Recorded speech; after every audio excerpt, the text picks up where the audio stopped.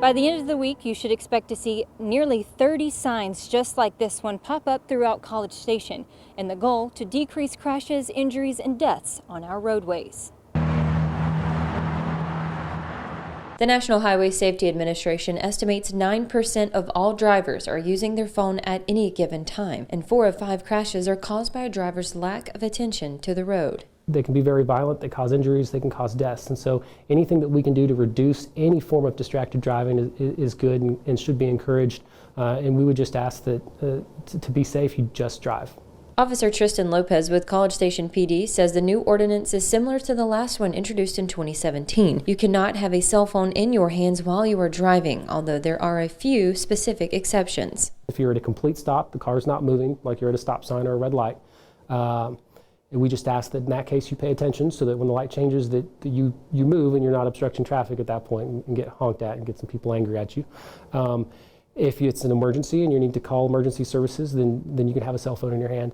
And then there's an exception for if you're changing music, and that's required by the state law. City Council passed this ordinance in February of this year, but due to the pandemic and the uncertainty of funds at the time, CSPD says signs will now be put up around the major roads that serve as a gateway to the city. Even if you're talking on a phone on a hands-free device, that still causes what's called attention blindness, where it takes your attention away from the task that you should be doing driving your car and focuses it on something else, having that conversation with somebody else. He says distractions are what contribute to collisions and crashes, and driving distracted is also an opportunity where you can miss a pedestrian, a child, or a bicyclist.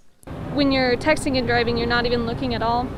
So I think it definitely takes a longer time to look up. Texas A&M students say an ordinance with a penalty may not eliminate texting and driving entirely, but a fine, that's enough to make them think twice. Incentives change behavior, and so I see that something like money, a fine, will provide that incentive. Phones are just designed nowadays to always want our attention, so that's definitely not good when we're driving. An incentive to, have to pay money if you're on your phone, I definitely think that would make people be more conscious when they're driving. According to the Texas Department of Transportation, in 2019, the total number of crashes on Texas roads were 561,582, and of those, 17% involved distracted driving. Those distracted driving crashes in Texas resulted in 378 deaths. Officer Lopez says distracted driving is deadly driving, and he wants your main focus to be on the road.